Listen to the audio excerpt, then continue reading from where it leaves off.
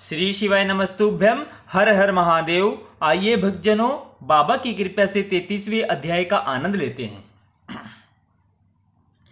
ब्रह्मा जी ने कहा, हे नारद, तुम्हें हनुमान नाम के शिवजी के अवतार की कथा सुनाता हूं।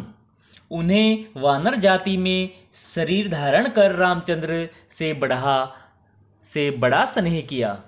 कपिदेव महावीर हनुमान जी शिवजी के ही अवतार है। एक बार शिवजी ने जब मोहिनी रूप को देखा तो केवल रामचंद्र के कार्य के लिए यह लीला की कि वे मोहित होकर उस मोहिनी रूप से लिपट गए। उस समय शिवजी का वीर्य पृथ्वी पर गिर पड़ा। उस वीर्य को नग नामक मुनि ने शिवजी के संकेत से इस इच्छा से रख लिया कि उसके द्वारा रामचंद्र का कार्य सिद्ध होगा। तदुपरांत अंजनी के गर्भ से हनुमान जी उत्पन्न हुए। उनके इस प्रकार कपि अवतार लेने का कारण यह था कि 4 मास तक रामचंद्र जी ने वन में शिवजी का बड़ा तप किया था। तब शिवजी ने उनकी परीक्षा लेने के पश्चात अपने गणों सहित अवतार लिया। सब देवताओं ने भी शिवजी की आज्ञा पाकर बंदर तथा रीछ का शरीर धारण किया। जब रामचंद्र जी ने रावण को अत्यंत बलशाली समझकर शिवजी की बड़ी स्तुति की, तब शिवजी ने प्रसन्न होकर अंजनी के गर्भ से यह अवतार लिया था। उन्होंने सूर्य को उदय होते ही निगल लिया। इसे देखकर ही देवताओं ने यह अनुभव किया कि वे शिवजी के ही अवतार हैं। उन्होंने रामचंद्र जी का संदेश उनकी पत्नी सीता के पास लंका में पहुंचाया। रावण की अशोक वाटिका को उजाड़ा, लंका को जलाकर भस्म किया तथा समुद्र में सेतु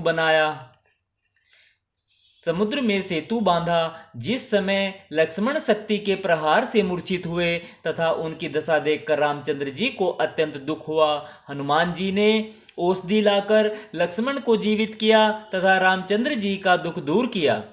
तब उन्होंने भक्ति भाव की रीति को अपनाकर भक्ति को संसार में प्रसिद्ध किया, इसलिए वे रामदूत के नाम से प्रसिद्ध हुए।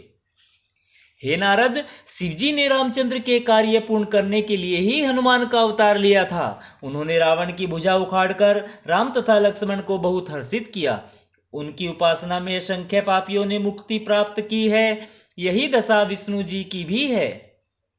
उन्होंने कृष्ण रूप धारण कर अर्जुन नामक पांडव का सारथी बनकर रथ हाँका। इतनी कथा सुनाकर ब्रह्मा जी बोले, हे नारद, सनकादिक हमारे 4 पुत्र परम शैव है। वे तीनों लोकों में सदाशिव जी की मूर्ति हृदय में धारण कर भ्रमण करते रहते हैं। एक दिन वे विष्णु लोक को पहुंचे तथा वैकुंठ को देखकर उन्होंने प्रसन्नता पूर्वक यह इच्छा की कि हम विष्णु जी के दर्शन करें। ऐसा विचार कर वे 6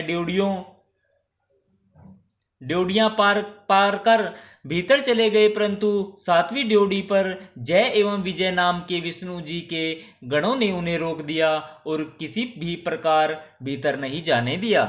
तब सनकादिक ने क्रोधित होकर शिवजी की प्रेरणा से उन गणों को यह शाप दिया कि तुम दोनों अब यहाँ न रहोगे। तुमने हमको विष्णु जी के मंदिर में जाने से रोका है। तुम्हारा यह कर्म राक्षसों के समान है, इसलिए तुम दोनों राक्षस होंगे। इतने में विष्णु जी भी भीतर से निकल आए। उन्होंने सनकादिक की बड़ी स्तुति की। तदुपरांत वे विष्णु जी को प्रसन्न कर आज्ञा पाकर हमारे लोक को चले आए। सनकादिक के शाप से वे दोनों गण दिति के पुत्र होकर कनकशिपु तथा कनकाक्ष के नाम से प्रसिद्ध हुए।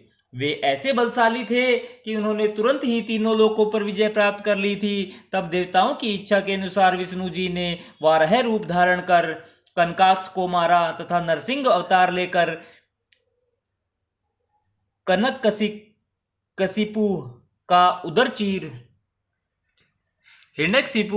उदर चीर डाला। उन दोनों गणों को 3 जन्म तक राक्षस होने का शाप था, इसलिए फिर उन्होंने कुंभकर्ण तथा रावण का जन्म लेकर शिवजी की भी बड़ी भक्ति की। इसके पश्चात उसने तुम्हारे उपदेश से मोहित होकर कैलाश को जड़ से उखाड़ लिया। यह देखकर शिवजी ने रावण को शाप देते हुए यह कहा कि हमारे समान ही कोई मनुष्य उत्पन्न होकर तेरे अहंकार को दूर करेगा।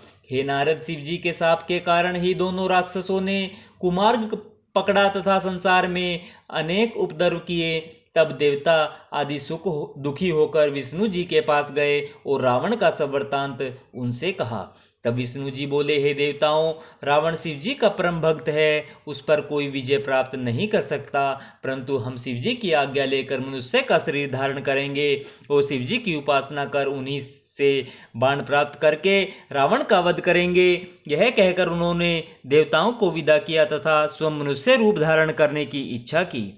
इस प्रकार उन्होंने अयोध्यापति दशरथ के यहाँ अवतार लिया। रामचंद्र जी का विवाह राजा जनक की पुत्री सीता के साथ हुआ था। फिर रामचंद्र जी राजा दशरथ की आज्ञा से राज्य त्याग कर देवताओं के कार्य के लिए वन में गए। वहां से सीता को रावण हर ले गया, जिससे रामचंद्र को बहुत दुख हुआ।